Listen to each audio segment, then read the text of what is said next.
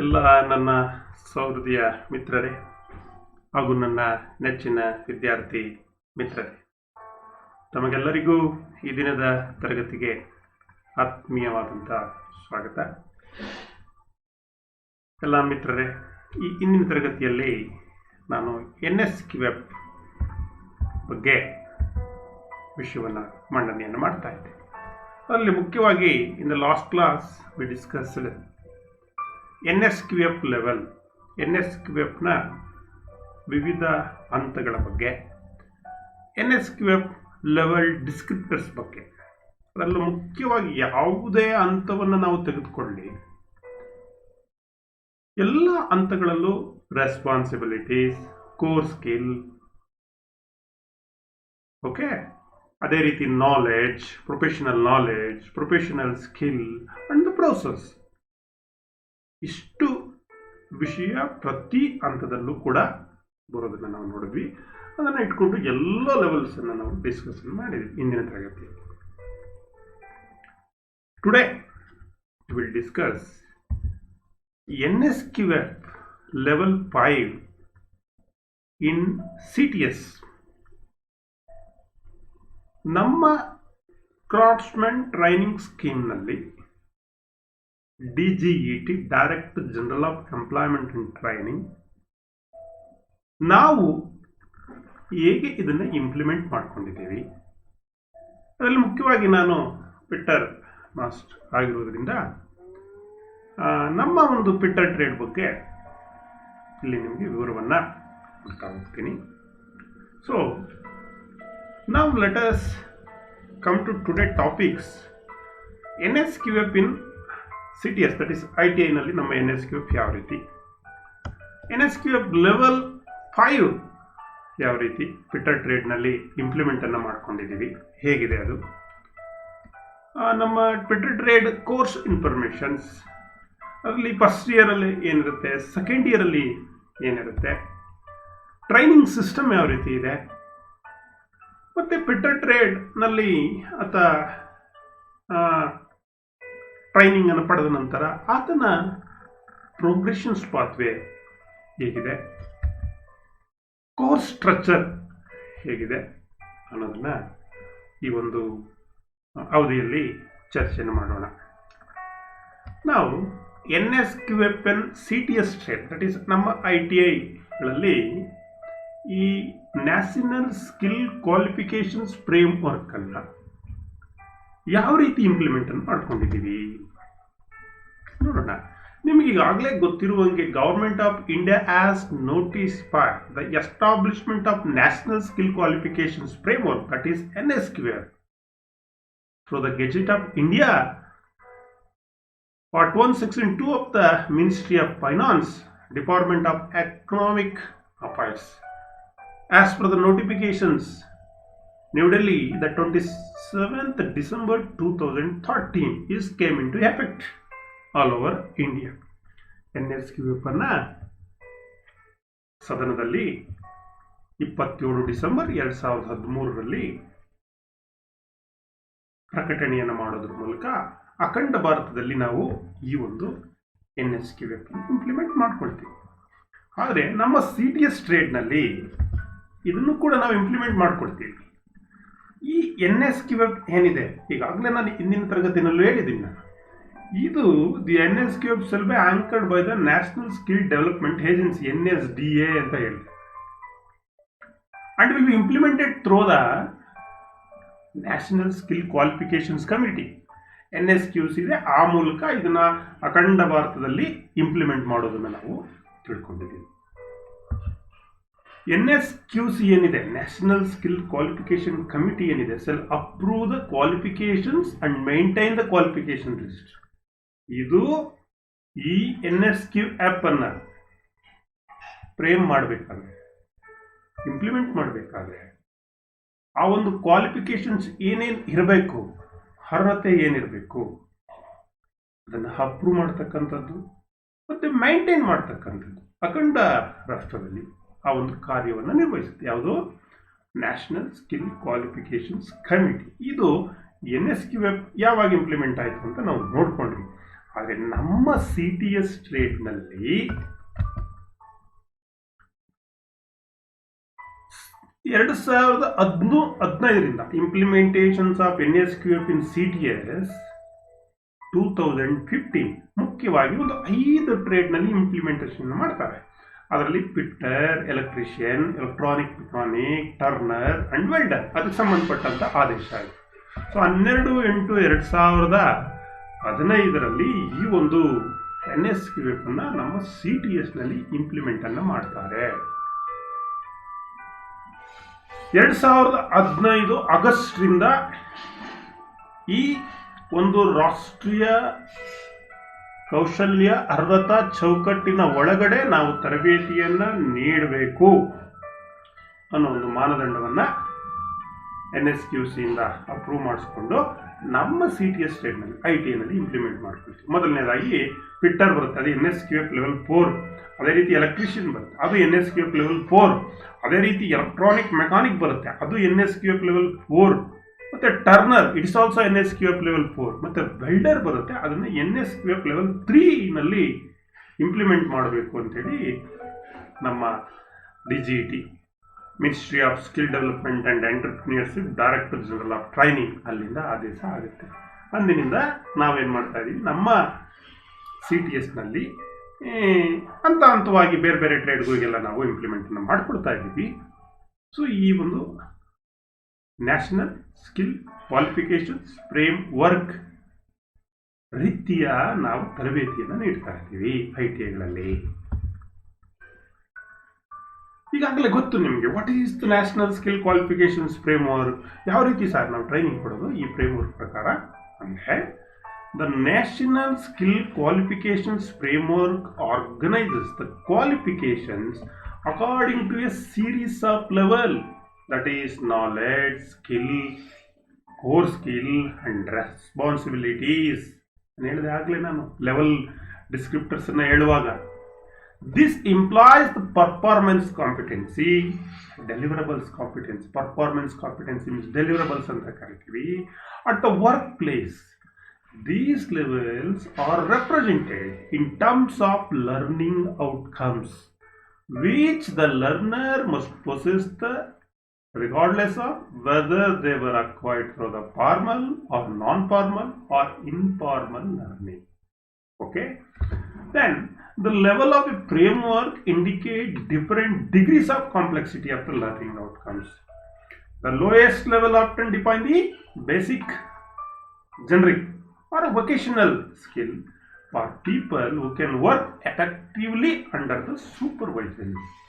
The central levels typically define the expected requirements for professionals who can act independently, while the highest level emphasizes the capacity to analyze and innovate and create new knowledge and may include the ability to lead and manage the people and processes.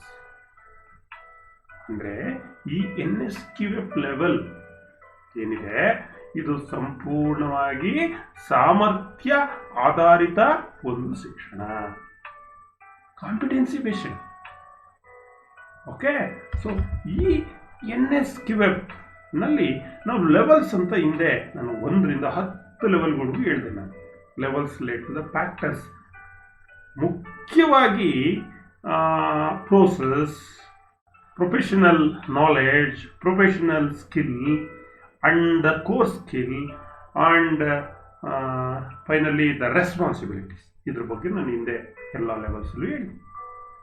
That means complexity and depth of knowledge and understanding is important for every level, and also the range and sophistications of practical and intellectual skills ಎರಡೂ ಇರಬೇಕು.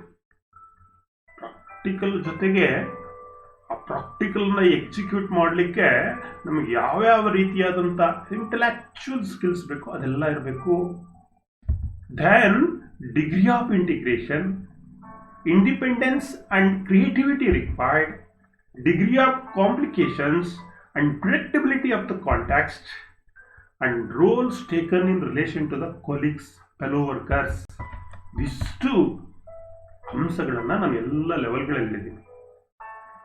So what core skill ಇರ್ಬೋದು, responsibilities ಇರ್ಬೋದು, ಇವೆರಡರಲ್ಲಿ ಬರುತ್ತೆ. ಇದು degree of complications and predictability of the contacts, roles taken relation with the colleagues and fellow workers in detail we discussed in the last class. That is levels in SQL, different levels. This is the revision of the last class. Now ನಮ್ಮ CTS trade ನಲ್ಲಿ Government of India, Ministry of Skill Development and Entrepreneurship, Director General of Training. ಇದು ಒಂದು competency based ಕ್ಯುರಿಕ್ಯುಲಮ್. That is ಯಾವುದು ನಮ್ಮ fitter engineering trade, ಆ ಒಂದು ಏನೇನು competency ಸಾಮರ್ಥ್ಯ ಏನಿರಬೇಕು ಅದಕ್ಕೆ ಸಂಬಂಧಪಟ್ಟಂತ ಒಂದು ಪಠ್ಯಕ್ರಮ ಇದೆ. ಯಾವ ಟ್ರೇಡ್ಗೆ ನಮ್ಮ ITನಲ್ಲಿ ಪಿಟ್ಟರ್ ಟ್ರೇಡ್. ಈ ಪಿಟ್ಟರ್ ಟ್ರೇಡ್ ಬಗ್ಗೆ ನಾನೀಗ NSQF ಲೆವೆಲ್ 5 ಬಗ್ಗೆ ನಿಮ್ಗೆ ಹೇಳ್ಕೊಂಡು ಹೋಗ್ತಾ ಇದ್ದೆ ಇಲ್ಲಿಂದ ಮುಂದೆ. ಸೊ ನಮ್ಮ ಪಿಟ್ಟರ್ ಒಂದು ಇಂಜಿನಿಯರಿಂಗ್ ಟ್ರೇಡ್ ಆಗಿ ನಾವು ಕ್ಯಾಟಗರಿಯನ್ನು ಮಾಡ್ತೀವಿ. ಇದು ಡ್ಯೂರೇಷನ್ಸ್ ಬಂದು 2 years ಇದೆ. ಇದು ಅಂಡರ್ CTS ಸ್ಕೀಮ್ನಲ್ಲಿದೆ, ಅಂದರೆ ಕ್ರಾಫ್ಟ್ಸ್ಮನ್ ಟ್ರೈನಿಂಗ್ ಸ್ಕೀಮ್ನಲ್ಲಿ ಈ ಒಂದು ಪಿಟ್ಟರ್ ಟ್ರೇಡು ಬರುತ್ತೆ. ಸೊ ನಾವು ಈಗ ಯಾವ ಹಂತದಲ್ಲಿ ತರಬೇತಿಯನ್ನು ನೀಡ್ತಾ ಇದ್ದೀವಿ? ನಾವು ಪ್ರಾರಂಭ ಆದಾಗ ಲೆವೆಲ್ 4 ಅಲ್ಲಿ ಇದ್ವಿ. ಈಗ ನಾವು ಮುಂದಿನ ಹಂತಕ್ಕೆ ಬಂದಿದ್ದೀವಿ, NSQF ಲೆವೆಲ್ 5 ಬಂದಿದ್ದೀವಿ. ಇಲ್ಲಿ ಸಾಮರ್ಥ್ಯ ಚೇಂಜ್ ಆಗಿದೆ, ಕಾಂಪಿಟೆನ್ಸಿ ಚೇಂಜ್ ಆಗಿದೆ, ಲರ್ನಿಂಗ್ ಔಟ್ಕಮ್ ಏನಾಗಿದೆ ಚೇಂಜ್ ಆಗಿದೆ. ಇದು ಯಾವ ಸೆಕ್ಟರ್ ಬರುತ್ತೆ? ಅನೇಕ ಸೆಕ್ಟರ್ಸ್ ಅಂತ ಹೇಳಿ. ಸೊ ಪಿಟ್ಟರ್ ಯಾವ ಸೆಕ್ಟರ್ ಬರುತ್ತೆ? It is comes under the sector of capital goods and manufacturing. ಯಾವ್ದ್ರಲ್ಲಿ ಬರುತ್ತೆ? ಕ್ಯಾಪಿಟಲ್ ಗೂಡ್ಸ್ ಅಂಡ್ ಮ್ಯಾನುಫ್ಯಾಕ್ಚರಿಂಗ್ ಸೆಕ್ಟರ್ನಲ್ಲಿ ಬರುತ್ತೆ. ನಮ್ಮ ಕೋರ್ಸ್ ಇನ್ಫಾರ್ಮೇಶನ್ಸ್ ಬಗ್ಗೆ ನಾನು ಹೇಳ್ಕೊಂಡು ಹೋಗ್ತೀನಿ. So during the 2 year durations A candidate is trained on subjects professional skills. ಈಗಾಗಲೇ ನಿಮಗೆ ಗೊತ್ತು, ITI ಪಿಟ್ಟರ್ ಟ್ರೇಡು 2 ವರ್ಷದ ಒಂದು ತರಬೇತಿ ಅವಧಿ. ಇಲ್ಲಿ ಮುಖ್ಯವಾಗಿ 2 ವರ್ಷ ಒಂದು ಕೋರ್ಸ್ನಲ್ಲಿ ಆತನಿಗೆ ಯಾವ ರೀತಿ ಟ್ರೈನ್ ಮಾಡ್ತೀವಿ ಅಂದರೆ, ನಾವು ಪ್ರೊಫೆಷನಲ್ ಸ್ಕಿಲ್ಸ್, ವೃತ್ತಿಪರ ಕೌಶಲ್ಯ ಏನು ಬೇಕು ಅದನ್ನು ಹೇಳ್ಕೊಡ್ತಾ ಹೋಗ್ತೀವಿ ಸಬ್ಜೆಕ್ಟ್ನಲ್ಲಿ. ಸೊ ನಮ್ಮ ITನಲ್ಲಿ ಪಿಟ್ಟರ್ ಟ್ರೇಡ್ ಆಗಲಿ ಯಾವ್ದಾರ ಟ್ರೇಡ್ ಆಗಲಿ ಆಲ್ಮೋಸ್ಟ್ 80% ಪ್ರಾಕ್ಟಿಕಲ್ ಇರುತ್ತೆ, ಹ್ಯಾಂಡ್ಸ್ ಆನ್ ಟ್ರೈನಿಂಗ್ ಜಾಸ್ತಿ ಇರುತ್ತೆ. ಅಂದರೆ ನಾವು ಸ್ಕಿಲ್ಗೆ ಹೆಚ್ಚು ಕಾನ್ಸಂಟ್ರೇಟನ್ನು ಮಾಡ್ತೀವಿ. So this is skill based training. Professional knowledge, ಇದ್ರ ಜೊತೆಗೆ ನಾವು ವೃತ್ತಿಪರ ಜ್ಞಾನವನ್ನು ಕೊಡಬೇಕು. ಯಾವುದೇ ಒಂದು ಕೌಶಲ್ಯ ಅಥವಾ ಒಂದು ಜಾಬನ್ನು ಆತ ಮಾಡಬೇಕು, ಎಕ್ಸಿಕ್ಯೂಟ್ ಮಾಡಬೇಕು, ಒಂದು ಸಾಮರ್ಥ್ಯ ಇದೆ ಅಂತ ಅಂದರೆ ಆತನಿಗೆ ಆ ಒಂದು ಪ್ರಾಡಕ್ಟ್ ಬಗ್ಗೆ, ಆ ಒಂದು ಜಾಬನ್ನು ನಿರ್ವಹಿಸೋದ್ರ ಬಗ್ಗೆ, ಆ ಕೌಶಲ್ಯಕ್ಕೆ ಸಂಬಂಧಪಟ್ಟ ಹಾಗೆ ಬೇಕಾದಂಥ ನಾಲೆಡ್ಜ್, ಜ್ಞಾನವನ್ನು ನಾವು ಕೊಡ್ತಾ ಹೋಗ್ತೀವಿ. ಅದು ಇಂಜಿನಿಯರ್ ಡ್ರಾಯಿಂಗ್ ಮೂಲಕ ಡ್ರಾಯಿಂಗನ್ನು ರೀಡ್ ಮಾಡೋದು, ಡ್ರಾಯಿಂಗ್ ಅಂಡರ್ಸ್ಟ್ಯಾಂಡ್ ಮಾಡ್ಕೊಳ್ತಕ್ಕಂಥದ್ದು, ಆ ಒಂದು ಕಾಂಪೊನೆಂಟ್ ಡ್ರಾಯಿಂಗನ್ನು ಬರೀತಕ್ಕಂಥದ್ದು.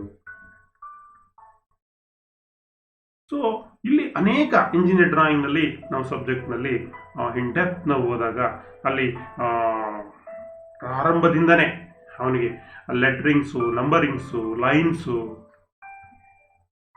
Views, freehand sketches, projections, sectional views,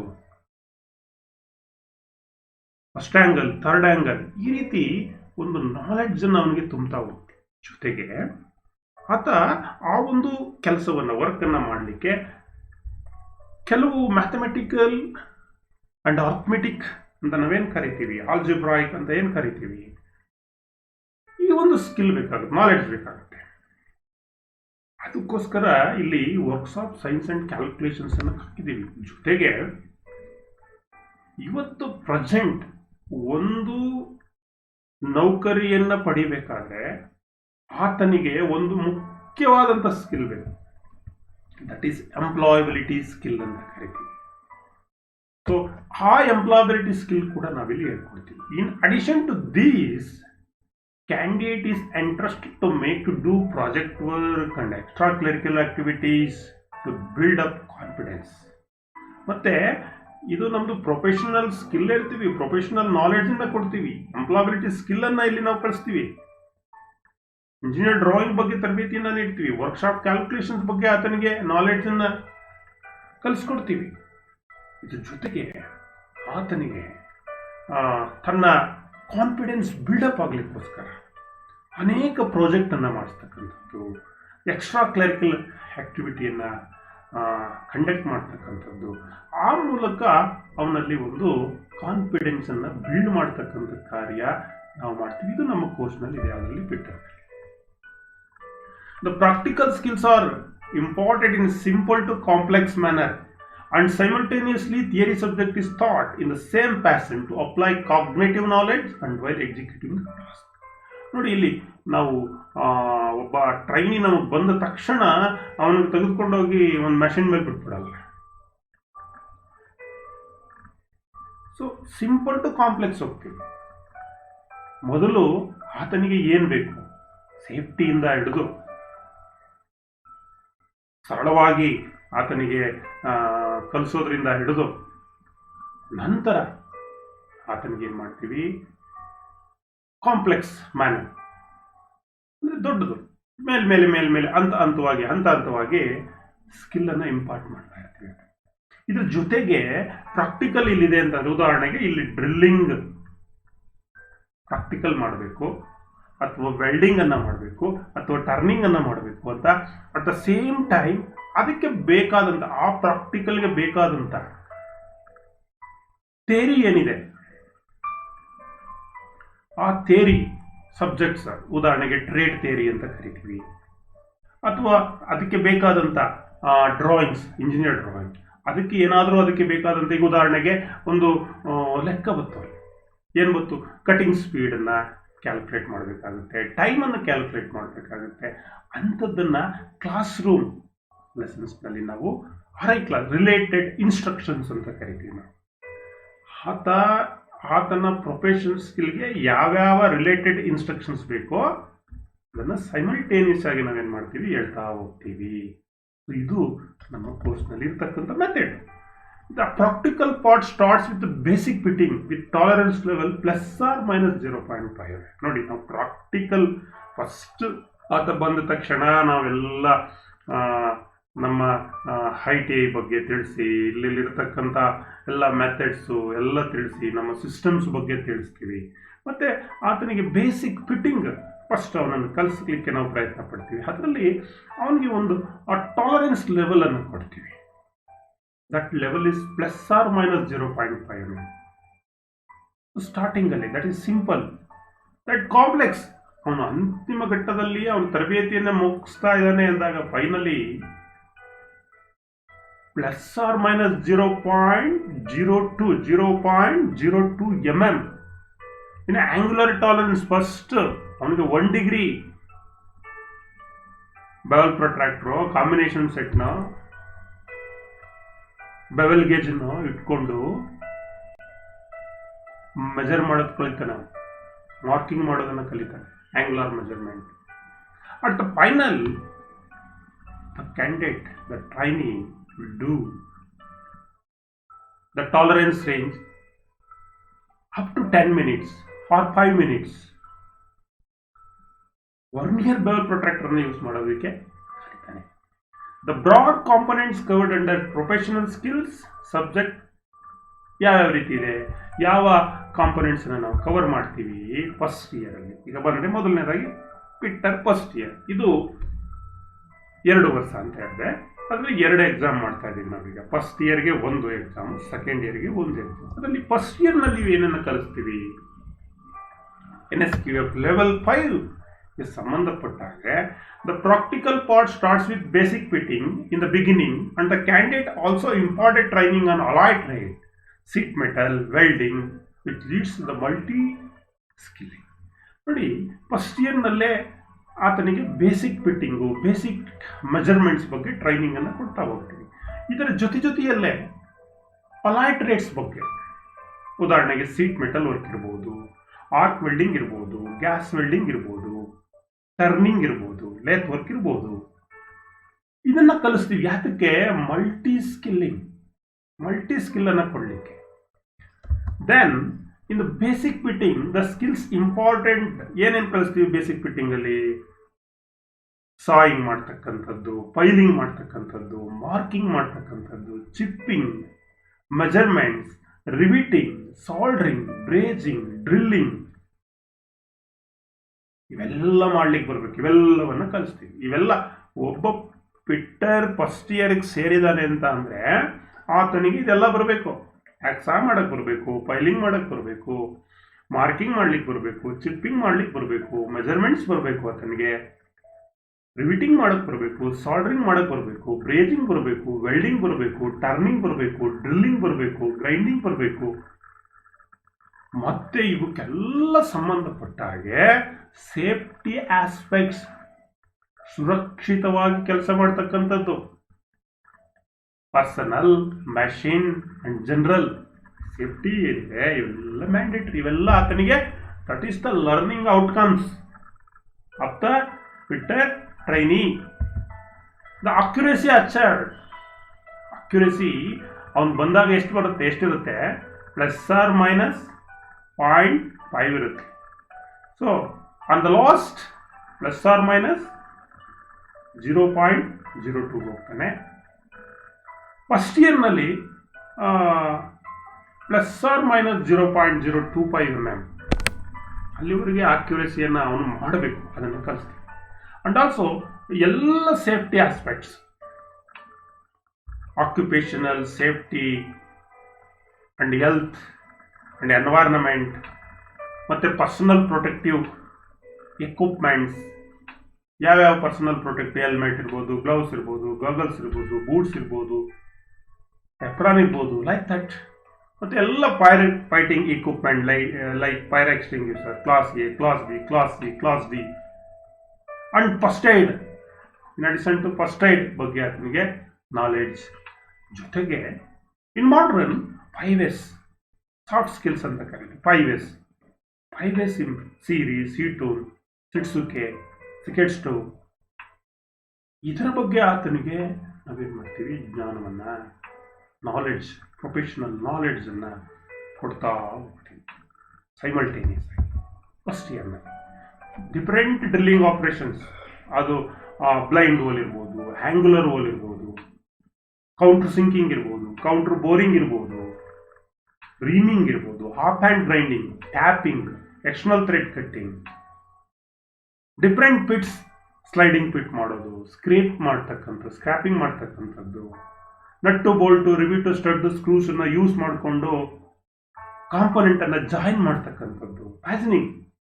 ನೋಡಿ ಇದೆಲ್ಲವನ್ನ ನಾವು ಕಲಿಸ್ತಾ ಹೋಗ್ತೀವಿ. ಸೊ ನೋಡಿ, ಇದು ಇಂಡಸ್ಟ್ರೀಸ್ 4.0 ಏನಿದೆ, it is important. This is the outcome. ಒಬ್ಬ ಐಟಿಐಗೆ ಸೇರ್ಕೊಂಡು ಆತನಿಗೆ ಇವೇನೂ ಬರಲಿಲ್ಲ, ಡ್ರಿಲ್ಲಿಂಗ್ ಮಾಡಕ್ ಬರ್ತಾ ಇಲ್ಲ, ಒಂದು ಬ್ಲೈಂಡ್ ಹೋಲ್ ಮಾಡಕ್ ಬರಲ್ಲ ಅಂದ್ರೆ ಅದಕ್ಕೆ ಅರ್ಥ ಇರಲ್ಲ. ಬರಬೇಕು ಇದೆಲ್ಲ. ಮೆಜರ್ಮೆಂಟ್ಸ್ ಇರ್ಬೋದು, ಫಿಟ್ಟಿಂಗ್ ಇರ್ಬೋದು, ರೀಡಿಂಗ್ ಮಾಡೋದಿರ್ಬೋದು, ಪ್ಯಾಜನಿಂಗ್ ಮಾಡೋದಿರ್ಬೋದು, ಗ್ರೈಂಡಿಂಗ್ ಮಾಡೋದಿರ್ಬೋದು.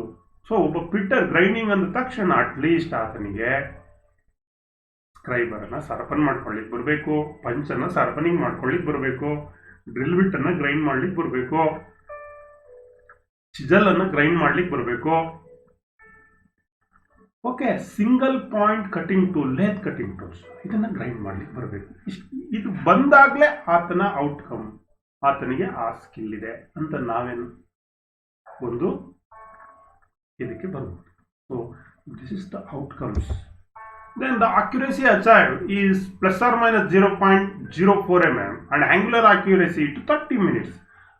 Finally, ಎಲ್ಲಿಗೆ ಬರ್ತಾನೆ ಅವನ accuracy? ±0.04 linear in angular up to 30 minutes first year. So the different turning operations, ನೋಡಿ ಟರ್ನಿಂಗ್ ಆಪರೇಷನ್ಸ್, ಲೇತ್ ಅಂದರೆ ಅವನಿಗೆ ಟರ್ನಿಂಗ್ ಇದೆಲ್ಲ ಅಲಾಯ್ಡ್, ಮಲ್ಟಿ ಸ್ಕಿಲ್ ಕಲಿಸ್ಲಿಕ್ಕೆ ಸ್ಟೆಪ್ ಟರ್ನಿಂಗ್, ಪ್ಲೈನ್ ಟರ್ನಿಂಗ್ ಇರಬೇಕು, ಪೇಸ್ ಟರ್ನಿಂಗ್ ಬರಬೇಕು, ಗ್ರೂವಿಂಗ್ ಮಾಡಕ್ಕೆ ಬರಬೇಕು, ಚಾಂಪ್ರಿಂಗ್ ಮಾಡಕ್ಕೆ ಬರಬೇಕು, ಲೇತ್ನಲ್ಲಿ ಡ್ರಿಲ್ಲಿಂಗ್ ಮಾಡಕ್ಕೆ ಬರಬೇಕು, ಬೋರಿಂಗ್ ಮಾಡ್ಲಿಕ್ಕೆ ಬರಬೇಕು, ನರ್ಲಿಂಗ್ ಬರಬೇಕು, ಥ್ರೆಡ್ಡಿಂಗ್ ಬರಬೇಕು. ಜೊತೆಗೆ simple repair, overhauling and lubrications work on the machines are being taught in the practice. ಕೆಲವು ಸಣ್ಣ ಪುಟ್ಟ ರಿಪೇರು, ಮೆಷಿನ್ ಕೆಟ್ಟಾಗ ಅದನ್ನು ಓವರ್ಆಲಿಂಗ್ ಮಾಡೋದು, ಸರ್ವಿಸ್ ಮಾಡೋದು, ಲುಬ್ರಿಕೇಶನ್ಸ್ ಮಾಡ್ತಕ್ಕಂಥದ್ದು, ಇದೆಲ್ಲ ಗೊತ್ತಿರಬೇಕು ಯಾರಿಗೆ? ನಮ್ಮ ಫಿಟ್ಟರ್ಗೆ. ಸೊ ನಾನು ಸಾರಿ ಲಾಸ್ಟ್ ಸ್ಲೈಡಲ್ಲಿ ±0.25 ಇದೆ. So finally the tiny in first here the linear tolerance ಬಂದು ±0.0 ಅಂಡ್ ದ ಆಂಗುಲರ್ ಟಾಲರೆನ್ಸ್ ಎಷ್ಟು ಆಕ್ಯುರೇಸಿ ಇರುತ್ತೆ ಅಂದರೆ 30 minutes. In second year it can be ಇನ್ನೂ ಜಾಸ್ತಿ ಆಗುತ್ತೆ, ±0. ಫೈನಲಿ 0.02 ಅಪ್ ಟು 5 minutesವರೆಗೆ ಆತನಿಗೆ ಅಕ್ಯುರೇಸಿಯನ್ನು ರೀಡ್ ಮಾಡಲಿಕ್ಕೆ ಮತ್ತು ಕಾಂಪೊನೆಂಟನ್ನು ಮಾಡಲಿಕ್ಕೆ ಬರಬೇಕಾಗುತ್ತೆ, ಮೆಜರ್ ಮಾಡಲಿಕ್ಕೆ ಬರಬೇಕು. ಇನ್ನು ಇದು ಫಸ್ಟ್ ಇಯರ್ ಆಯಿತು. ಈಗ ಸೆಕೆಂಡ್ ಇಯರ್ಗೆ ಬರೋದು. ಫಸ್ಟ್ ಇಯರಲ್ಲಿ ಇಷ್ಟು ಔಟ್ಕಮ್ಮು, ಇದಕ್ಕೊಂದು ಎಕ್ಸಾಮ್ ಮಾಡ್ತೀವಿ ನಾವು. ಅದು ಅಸೆಸ್ಮೆಂಟ್ ಹೇಗೆ ಮಾಡೋದು ಅಂತ ನೆಕ್ಸ್ಟ್ ತರಗತಿ ತಗೊಳ್ತೀನಿ. ಇನ್ನು ಸೆಕೆಂಡ್ ಇಯರ್ಗೆ ನಾವು ಬಂದಾಗ ಪವರ್ ಟೂಲ್ಸ್ ಅಂತ ನಾವು ಯೂಸ್ ಮಾಡ್ತೀವಿ. ಕೆಲವು ಪವರ್ ಟೂಲ್ಸ್ ಆಪ್ರೇಷನ್ಸು ಗೊತ್ತಿರಬೇಕಾಗುತ್ತೆ. ಯಾವಾಗ ಸೆಕೆಂಡ್ ಇಯರ್ನಲ್ಲಿ power tools operations, different and complex assembling, fitting, fastening, lapping, making a gauges, pipe work, pipe joints, dismantling, assembling, overhauling. So accuracy achievement ±0.02 mm up to 10 minutes. ಇಷ್ಟು ಒಂದು accuracy level ಆತನಿಗೆ 2ನೇ ವರ್ಷದಲ್ಲಿ ನಾವು ಕಲಿಸ್ತೀವಿ. So ಆತನಿಗೆ second ಇಯರ್ಗೆ ಬಂದಿದ್ದಾನೆ ಅಂದರೆ, ಫಸ್ಟ್ ಇಯರ್ ಮುಗಿದಿದೆ, ಸೆಕೆಂಡ್ ಇಯರ್ಗೆ ಬಂದಿದ್ದಾನೆ, making and using A drill jigs, ಒಂದು ಡ್ರಿಲ್ ಜಿಗ್ಸನ್ನು ಮಾಡೋದು ಬರಬೇಕು ಅವನಿಗೆ. ಕ್ರಿಟಿಕಲ್ ಕಾಂಪೊನೆಂಟ್ಸನ್ನು ಮಾಡಲಿಕ್ಕೆ ಬರಬೇಕು. ಲೈಕ್ ಗೇರ್ಸ್ ಇರ್ಬೋದು, ಬೇರೆ ಬೇರೆ ಡೌಟೈಲ್ಸ್ ಫಿಟ್ಟಿಂಗ್ಸ್ ಇರ್ಬೋದು, ಬೇರೆ ಬೇರೆ ಅಸೆಂಬ್ಲಿ ಇರ್ತಕ್ಕಂಥ ಕಾಂಪೊನೆಂಟ್ ಇರ್ಬೋದು, ಮತ್ತು repair and maintenance of power transmission system, either gears or belt systems. Okay, ಅದನ್ನು ರಿಪೇರ್ ಮಾಡ್ಲಿಕ್ಕೆ ಬರಬೇಕು. ಸೊ ಟೆಂಪ್ಲೇಟನ್ನು ಮಾಡ್ಕೊಳ್ಳಿಕ್ಕೆ ಬರಬೇಕು. Making a template and complex gauges, ಬೇರೆ ಬೇರೆ ಟೆಂಪ್ಲೇಟ್ ಅಥವಾ ಗೇಜಸನ್ನು ಮಾಡಲಿಕ್ಕೆ ಬರಬೇಕು. ಜೊತೆಗೆ ಈಗ ಹೊಸದಾಗಿ ನಮ್ಮಲ್ಲಿ ನ್ಯೂಮ್ಯಾಟಿಕ್ಸ್ ಆ್ಯಂಡ್ ಹೈಡ್ರಾಲಿಕ್ಸನ್ನು ಇಂಟ್ರಡ್ಯೂಸ್ ಮಾಡಿದ್ದಾರೆ. ಸೊ ಇಲ್ಲಿ to identify the different pneumatic and hydraulic components and circuit constructions. Circuit construct ಮಾಡೋದು, ಪಾರ್ಟ್ಸ್ ಕಾಂಪೊನೆಂಟನ್ನು, single acting cylinder, double acting cylinder, FRL unit ಯಾವುದು, ಫಿಲ್ಟರ್ ಯಾವುದು, ಕಂಪ್ರೆಸರ್ ಯಾವುದು, ಸೊ ಅದನ್ನು ಕನೆಕ್ಟ್ ಮಾಡೋದು ಹೇಗೆ ಆಪ್ರೇಟ್ ಮಾಡುತ್ತೆ, ಸರ್ಕ್ಯೂಟ್ ಹೇಗಿರುತ್ತೆ, ಇಷ್ಟೆಲ್ಲ ನಾಲೆಡ್ಜು ಸೆಕೆಂಡ್ ಇಯರಲ್ಲಿ ಅದಕ್ಕೆ ಬೇಕಾಗುತ್ತೆ. ಜೊತೆಗೆ repair and maintenance of machineries like lathe, drill, grinding bench. ನಮ್ಮ ಹತ್ರ ಇರೋದು ಫಿಟ್ಟರ್ನಲ್ಲಿ ಲೇತ್ ಇರುತ್ತಪ್ಪ, ಡ್ರಿಲ್ಲಿಂಗ್ ಮೆಷಿನ್ ಇರುತ್ತೆ, ಬೆಂಚ್ ಡ್ರಿಲ್ಲಿಂಗು, ಪಿಲ್ಲರ್ ಡ್ರಿಲ್ಲಿಂಗ್ ಇರುತ್ತೆ, ಜೊತೆಗೆ ಗ್ರೈಂಡಿಂಗ್ ಮಿಷಿನ್ಸ್ ಇರುತ್ತೆ, ಬೆಂಚ್ ವೈಸಸ್ ಇರುತ್ತೆ. ಇವುಗಳನ್ನು ರಿಪೇರ್ ಮಾಡಲಿಕ್ಕೆ ಬರಬೇಕು ಏನಾದರೂ ಬಂದಾಗ, ಮತ್ತು ಮೇಂಟೆನೆನ್ಸ್ ಮಾಡಲಿಕ್ಕೆ ಬರಬೇಕು. ಕೆಟ್ಟಾಗ ರಿಪೇರ್ ಮಾಡ್ತಕ್ಕಂಥದ್ದು, ಪ್ರಿವೆಂಟಿವ್ ಮೇಂಟೆನೆನ್ಸ್ ಮಾಡ್ತಕ್ಕಂಥದ್ದು, ಆಗಿಂದಾಗೆ ಓವರಾಲಿಂಗನ್ನು ಮಾಡ್ಕೊಳ್ತಕ್ಕಂಥದ್ದು. ಸೊ ಈ ಒಂದು ಕೆಲಸಗಳು ಗೊತ್ತಿರಬೇಕು. ಜೊತೆಗೆ inspections of machine tools, accuracy testing of machine tools and erections of simple machines are being performed as a part of practical training. ಇದ್ರ ಜೊತೆಗೆ ಏನು ಹ್ಯಾಂಡ್ಸ್ ಆನ್ ಸ್ಕಿಲ್ ಇಷ್ಟೆಲ್ಲ ಇದೆ, ಮಷಿನ್ ಟೂಲ್ಸನ್ನು ಇನ್ಸ್ಪೆಕ್ಟ್ ಮಾಡಕ್ಕೆ ಬರಬೇಕು, ಮತ್ತು ಅದನ್ನು ಇರೆಕ್ಟ್ ಮಾಡ್ಲಿಕ್ಕೆ ಬರಬೇಕು, ಮೌಂಟಿಂಗ್ ಮಾಡ್ಲಿಕ್ಕೆ ಬರಬೇಕು ಸಿಂಪಲ್ ಮಷಿನ್ಸನ್ನು. ಇದು ಒಂದು ಪಾರ್ಟ್ ನಮ್ಮ ಫಿಟ್ಟರ್ ಸೆಕೆಂಡ್ ಇಯರ್ ಟ್ರೈನಿಂಗ್ನಲ್ಲಿ. ಪ್ರೊಫೆಷನಲ್ ನಾಲೆಡ್ಜ್ ಜೊತೆಗೆ ಕಲಿತಾ ಇರ್ತೀವಿ. Subject simultaneously taught in the same fashion to apply cognitive knowledge while executing the task. ಯಾವುದೇ ಒಂದು ಪ್ರಾಕ್ಟಿಕಲನ್ನು ಮಾಡಬೇಕು ಅಂದರೆ ಅದಕ್ಕೆ ಕೆಲವು ಪ್ರೊಫೆಷನಲ್ ನಾಲೆಡ್ಜ್ ಬೇಕಾಗುತ್ತೆ. ಆ ನಾಲೆಡ್ಜನ್ನು ಸೈಮಲ್ಟೇನಿಯಸ್ ಆಗಿ ನಾವು ರಿಲೇಟೆಡ್ ಇನ್ಸ್ಟ್ರಕ್ಷನ್ಸನ್ನು ತಗೊಳ್ತಾ ಇರ್ತೀವಿ ಅಲ್ಲಿ ಕ್ಲಾಸ್ ರೂಮ್ನಲ್ಲಿ. In the form of trade theory, in the form of engineer drawing, in the form of workshop calculation and science, in the form of employability skills. ಈ professional knowledge ಕೂಡ ಒಂದು ಟಾಸ್ಕನ್ನು ಮಾಡಬೇಕಾದ್ರೆ ಇಟ್ ಈಸ್ ಇಂಪಾರ್ಟೆಂಟ್.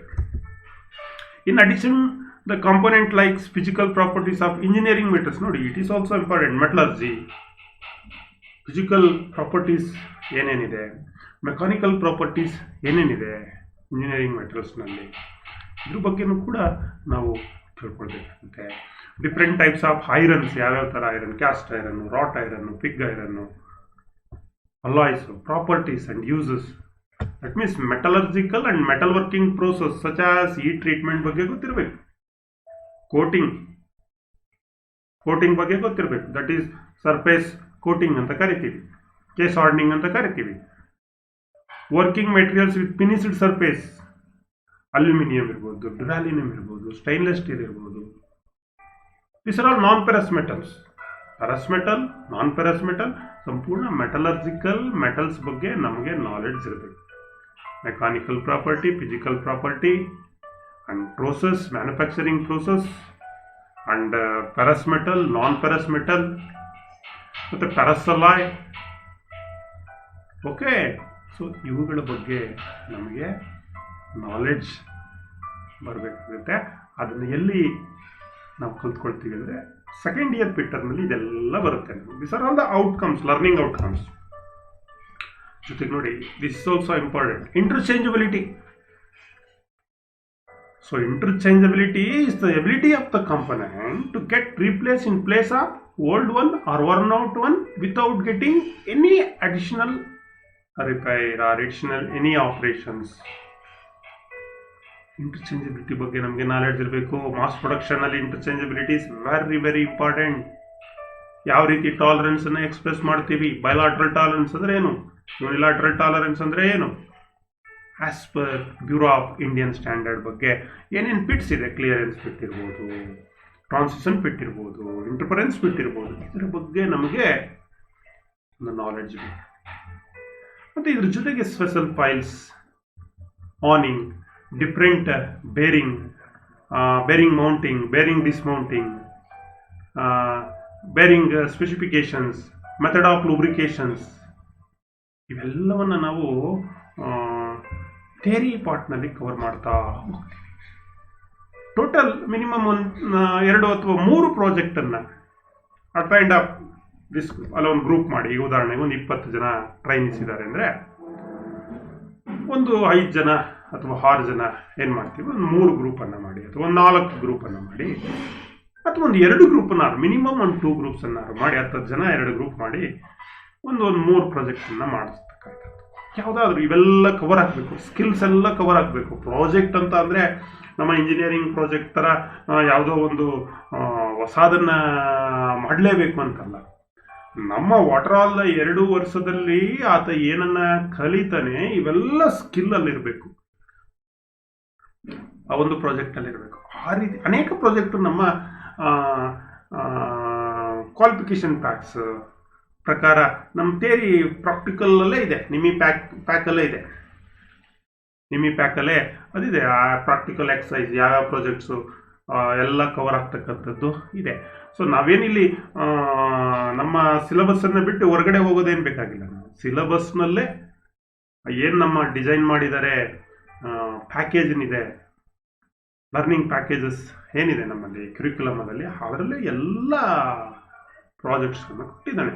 ಎಲ್ಲ skill cover ಆಗ್ತಕ್ಕಂಥ ಒಂದು 3 project ವರ್ಕನ್ನು ನಾವು ಮಾಡಿಸ್ಬೇಕಾಗುತ್ತೆ. Important ಅದರಲ್ಲೆಲ್ಲ ಇರಬೇಕು. ಈ ಏನೇನು ಈಗೆಲ್ಲ ನಾನು ಹೇಳಿದೆ, ಪ್ರಾಕ್ಟಿಕಲ್ ನಾಲೆಡ್ಜ್ ಏನಿದೆ, ಪ್ರಾಕ್ಟಿಕಲ್ ಸ್ಕಿಲ್ ಏನಿದೆ, ಸೊ ಇದನ್ನು ಈ ಪ್ರಾಜೆಕ್ಟ್ನಲ್ಲಿ ಕವರ್ ಆಗಬೇಕಾಗುತ್ತೆ. So that is important. ಜೊತೆಗೆ in addition to above components, ಇವೆಲ್ಲ ಕಾಂಪೊನೆಂಟ್ಸ್ ಮಾಡೋದು, ಪ್ರಾಜೆಕ್ಟ್ ಮಾಡೋದು, ನಾವು ಥಿಯರಿ ಪಾರ್ಟನ್ನು ತಿಳ್ಕೊಳ್ತಕ್ಕಂಥದ್ರ ಜೊತೆಗೆ ಕೋರ್ ಸ್ಕಿಲ್ ಇಂಪಾರ್ಟೆಂಟ್. ಕೋರ್ ಸ್ಕಿಲ್ನಲ್ಲಿ ಮುಖ್ಯವಾಗಿ ಹೆಂಗೆ ಸರ್ ಕೋರ್ ಸ್ಕಿಲ್ಸ್ ಕೇಳೋದು, workshop calculations, engineer drawing, employability skills, ಇಲ್ಲಿ ಎಲ್ಲ ಕವರ್ ಆಗುತ್ತೆ. ನಮ್ಮ ಸ್ಕಿಲ್ಗೆ ಯಾವ್ಯಾವ ಕೋರ್ ಸ್ಕಿಲ್ ಬೇಕು, ಪ್ರೊಫೆಷನಲ್ ನಾಲೆಡ್ಜ್ ಬೇಕು, ಅದೆಲ್ಲ ಇಲ್ಲಿ ಕವರ್ ಆಗುತ್ತೆ. ವರ್ಕ್ಶಾಪ್ ಕ್ಯಾಲ್ಕುಲೇಷನ್ ಮತ್ತು ಸೈನ್ಸ್ನಲ್ಲಿ, ಇಂಜಿನಿಯರ್ ಡ್ರಾಯಿಂಗ್ನಲ್ಲಿ, ಎಂಪ್ಲಾಯಬಿಲಿಟಿ ಸ್ಕಿಲ್ನಲ್ಲಿ ನೋಡಿ, ಕಮ್ಯುನಿಕೇಷನ್ಸಿಂದ ಹಿಡಿದು, IT ಲಿಟ್ರಸಿಯಿಂದ ಹಿಡಿದು, ಇಂಗ್ಲೀಷ್ ಲಿಟ್ರಸಿಯಿಂದ ಹಿಡಿದು, ಬಿಹೇವಿಯರಲ್ ಸ್ಕಿಲ್ಸಿಂದ ಹಿಡಿದು, ಅರ್ಥ ಆಯ್ತಾ, ಎಥಿಕ್ಸು, ಮಾರಲ್ಸು, ಎಂಟರ್ಪ್ರಿನಿಯರ್ಶಿಪ್ಪು. ಸೊ ಇದೆಲ್ಲವನ್ನು ನಾವು ಕವರ್ ಮಾಡ್ತೀವಿ. So industrials loss, rules, regulations, like ಮತ್ತು ನೀವು ಇಂಡಸ್ಟ್ರೀಸ್ಗೆ ಹೋದಾಗ ESI ಆಗಿರುತ್ತೆ, ಪ್ರಾವಿಡೆಂಟ್ ಫಂಡ್ಸ್ ಆಗಿರುತ್ತೆ, ಕಾಂಪನ್ಸೇಷನ್ಸ್ ಆಗಿರುತ್ತೆ, ವರ್ಕರ್ ಕಾಂಪನ್ಸೇಷನ್ ಆ್ಯಕ್ಟ್ ಆಗಿರುತ್ತೆ, ಅಲ್ಲಿರ್ತಕ್ಕಂಥ ರೂಲ್ಸ್ಗಳೇನು, ನಿಯಮಗಳೇನು, ಇದೆಲ್ಲವನ್ನ ಕೋರ್ ಸ್ಕಿಲ್ಸ್ ಇವೆಲ್ಲವನ್ನ ನಾವು ಸೈಮಲ್ಟೇನಿಯಸ್ ಆಗಲಿ ಕಲಿಸ್ತಾ ಹೋಗ್ತೀವಿ. ಫಸ್ಟ್ ಇಯರಲ್ಲಿ, ಇದು second year. These core skills ಇವೆಲ್ಲ ಏನಿದೆ, core skills is essential skill which are necessary to perform the job in any given situations. ನೋಡಿ, ಯಾವುದೇ ಸಿಚುವೇಶನ್ಸ್ನಲ್ಲಿ ನಾವು ಒಂದು ಜಾಬನ್ನು ಮಾಡಬೇಕು ಅಂದ್ರೆ, ಒಂದು ಕೆಲಸವನ್ನು ಮಾಡಬೇಕು ಅಂತಂದರೆ ಈ ಕೋರ್ ಸ್ಕಿಲ್ ಇಂಪಾರ್ಟೆಂಟ್.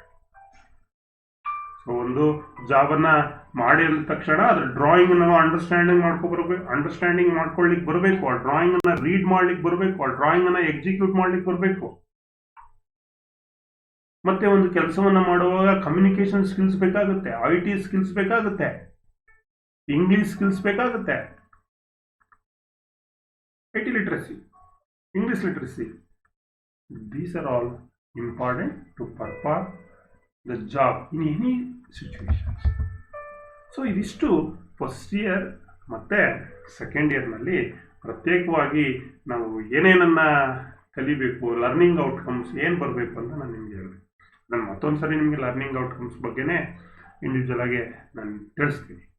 ಇನ್ನು ನಮ್ಮ ಟ್ರೈನಿಂಗ್ ಸಿಸ್ಟಮ್ ಯಾವ ರೀತಿ ಇದೆ ನೋಡೋದಾದರೆ, in general director general of training DGT ಅಂತ ಕರಿತೀವಿ, under ministry of skill development and entrepreneurship offers a range of occasional training course catering to the need of different sectors of economy and labor market.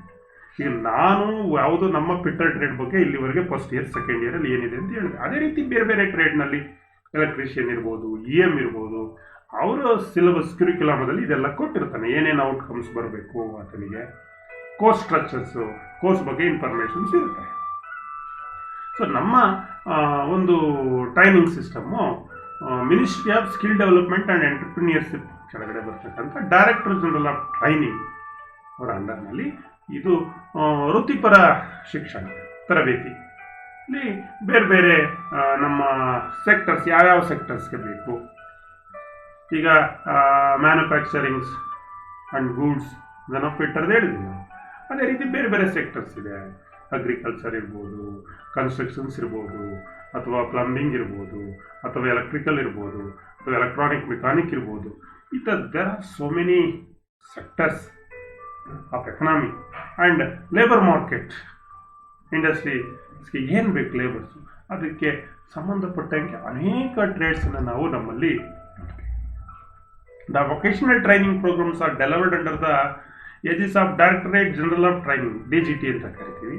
ಅದರಲ್ಲಿ CTS crafts training scheme with variants of apprentice, ಇದು ಈ parallel ಆಗಿ CTS ಜೊತೆಗೆ CTS ಆದಮೇಲೆ ATS ಕೂಡ ಇದೆ, ಅಥವಾ CTS ಮಾಡಿಲ್ಲ ಅಂದರೆ ನೇರವಾಗಿ ಆತ ATS ಅಲ್ಲೇ ಹೋಗಿ ಜಾಯ್ನ್ ಆಗಿ. ಇದೆರಡು ಸ್ಟ್ರೀಮು ನಮಗೆ ಇದೆ, CTS ಆ್ಯಂಡ್ ATS. ಸೊ ಅಂದರೆ ಈ ಸ್ಟ್ರೆಂಥನಿಂಗ್ ವೊಕೇಶನಲ್ ಟ್ರೈನಿಂಗನ್ನು ಸ್ಟ್ರೆಂಥನನ್ನು ಮಾಡಲಿಕ್ಕೆ ATS ಸ್ಕೀಮ್ ಕೂಡ ಇದೆ, ಅಪ್ರೆಂಟಿಸ್ ಟ್ರೈನಿಂಗ್ ಸ್ಕೀಮ್ ಅಂತ ನಾವು ಕರಿತೀವಿ. So fitter trade under CTS is one of the most popular course delivered nationwide through network of ITS. ಈ ಫಿಟ್ಟರ್ ಟ್ರೇಡ್ ಅಂತ ಏನಿದೆ, ಇದು ನಮ್ಮ DGT ಅಂಡರ್ ಬರ್ತಕ್ಕಂಥ CTSನಲ್ಲಿ ಒಂದು ಕೋರ್ಸ್, ಒಂದು ಟ್ರೇಡ್.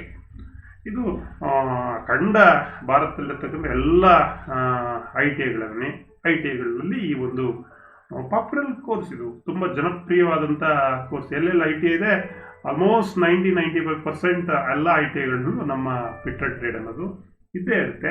ಯಾಕಂದರೆ ಇದೊಂದು ಮಲ್ಟಿ ಸ್ಕಿಲ್ಡ್, ನಾನು ಹೇಳಿದೆ ಈಗ ಏನು ಫಸ್ಟ್ ಇಯರು ಸೆಕೆಂಡ್ ಇಯರಲ್ಲಿ ಏನೇನು ಕಲಿತೀವಿ ಅಂತೇಳಿ ಇಷ್ಟೆಲ್ಲ ನಾಲೆಡ್ಜ್ ಇಲ್ಲಿದೆ. ಸೊ ಹಾಗಾಗಿ ಮಲ್ಟಿ ಸ್ಕಿಲ್ಡ್ ಟ್ರೈನಿ ಬೇಕು ಅಂದರೆ, ಒಂದು ಕಾಂಪಿಟೆನ್ಸಿ ಬೇಕು, ಸಾಮರ್ಥ್ಯ, ಮಲ್ಟಿ ಸ್ಕಿಲ್ ಸಾಮರ್ಥ್ಯ ಬೇಕು ಅಂತಂದರೆ ಸೊ ಜಾಸ್ತಿ ಈ ಫಿಟ್ಟರ್ ಟ್ರೇಡನ್ನು ಆಯ್ಕೆಯನ್ನು ಮಾಡ್ಕೊಳ್ತಾರೆ. This course is of 2 years duration, already I told. It mainly consists of domain area and core area. The domain area, ಯಾವುದಪ್ಪ ಡೊಮೈನ್ ಏರಿಯಾ ಅಂದರೆ that is trade theory and practical. To impart the professional skills and knowledge, skill ಮತ್ತು knowledge ಎರಡನ್ನು ಹೇಳ್ತೀವಿ. ಇನ್ನು core area ಬಂತ ಅಂದರೆ that is the core skill, that is workshop calculation, engineer drawing and employability skills to impart the required core skills knowledge and the life skills. After passing out the training program, the trainee is awarded national trade certificates by DGT, which is recognized worldwide. Almost ಎಲ್ಲ ವಿಶ್ವದ ಅನೇಕ ರಾಷ್ಟ್ರಗಳು ನಮ್ಮ DGT ಇಂದ 2 ವರ್ಷ ಆಯ್ತಾ ಟ್ರೈನಿಂಗನ್ನು ಮುಗಿಸಿದ ನಂತರ ಪಾಸ್ ಆದಮೇಲೆ ಅವನಿಗೊಂದು ಸರ್ಟಿಫಿಕೇಟ್ ಕೊಡ್ತಾರೆ. That is national trade certificate ಅಂತ, NTC ಅಂತ ನಾವು ಕರಿತೀವಿ. ಇದು ವರ್ಲ್ಡ್ ವೈಡ್ ನಮ್ಮ ದೇಶ ಮತ್ತು ಇತರೆ ರಾಷ್ಟ್ರಗಳಲ್ಲಿ ಕೂಡ ಈ ಒಂದು NTC ಸರ್ಟಿಫಿಕೇಟನ್ನು ರೆಕಗ್ನೈಸನ್ನು ಮಾಡುತ್ತದೆ. ಅಂದರೆ ಉದ್ಯೋಗಕ್ಕೆ ಅವಕಾಶಗಳು ಹೆಚ್ಚು ಇರುತ್ತೆ. The candidates broadly need to demonstrate that they are able to ಈ 2 ವರ್ಷ ತರಬೇತಿಯನ್ನು ಪಡೆದ ನಂತರ ಪ್ರತಿಯೊಬ್ಬ ತರಬೇತಿದಾರ ಏನನ್ನು ತರಬೇತಿಯನ್ನು ಮುಗಿಸಿದಾನೆ ಆತನಿಗೆ to read and interpret the technical parameters, documents, plans and organise the work process, identify the necessary materials and tools. ಈ ಯಾವುದೋ ಒಂದು ಜಾಬನ್ನು ಮಾಡಿ ಅಂತ ಆತನಿಗೆ ಕೊಟ್ಟರೆ ಆತನಿಗೆ ಅಲ್ಲಿ ಏನೇನು ಟೆಕ್ನಿಕಲ್ ಪ್ಯಾರಾಮೀಟರ್ಸ್ ಇದೆ ಆ ಡಾಕ್ಯುಮೆಂಟಲ್ಲಿ ಅಥವಾ ಪ್ಲ್ಯಾನ್ನಲ್ಲಿ ಅದನ್ನು ಅರ್ಥ ಮಾಡ್ಕೊ ಬರಬೇಕು. ಆತನಿಗೆ ಅದನ್ನು ಎಕ್ಸಿಕ್ಯೂಟ್ ಮಾಡ್ಲಿಕ್ಕೆ ಬರಬೇಕು. ಏನು ಮೆಟೀರಿಯಲ್ಸ್ ಬೇಕು, ಏನು ಟೂಲ್ಸ್ ಬೇಕು, ಅರ್ಥ ಆಯ್ತಾ? ಟೂಲ್ಸ್ ಅಂಡ್ ಇಕ್ವಿಪ್ಮೆಂಟ್ ಏನೇನೆಲ್ಲ ಬೇಕು, ಯಾವ್ಯಾವ ಆಪರೇಷನ್ಸ್ ಇದೆ, ಏನೇನು ಪ್ರೋಸೆಸ್ ಇದೆ, ಸೊ ಇದನ್ನು ಅರ್ಥ ಮಾಡ್ಕೊಳ್ಳಿಕ್ಕೆ ಆತನಿಗೆ ಬರಬೇಕು. And also to perform the task with due consideration to safety rules, accident preventions regulations and environmental protections and stipulations. ನೋಡಿ, ಆ ಒಂದು ಟಾಸ್ಕನ್ನು, ಆ ಒಂದು ಜಾಬನ್ನು ಆತ ಮಾಡ್ತಾನೆ ಅಂದರೆ ಆತನಿಗೆ ಸುರಕ್ಷಿತವಾಗಿ ಮಾಡ್ತಕ್ಕಂಥ ಕಲೆ ಕರಗತವಾಗಿರಬೇಕು ಮತ್ತು ಯಾವುದೇ ರೀತಿ ಅಪಘಾತಗಳು ಆಗದಂತ ನೋಡ್ಕೊಳ್ಬೇಕು ಮತ್ತು ಪರಿಸರವನ್ನು ಕಾಪಾಡ್ತಕ್ಕಂಥದ್ದು ಕೂಡ ಆತನಿಗೆ ಗೊತ್ತಿರಬೇಕು. ತಾನು ಮಾಡೋ ಕಾರ್ಯದಿಂದ ಯಾವುದೇ ರೀತಿ ಪರಿಸರಕ್ಕೆ ಹಾನಿ ಉಂಟಾಗ್ತದೆ. ಸೊ ಈ ಒಂದು ನಾಲೆಡ್ಜ್ ಕೂಡ ಆತನಿಗೆ ಇರಬೇಕು. Safety, accident preventions, environmental protections.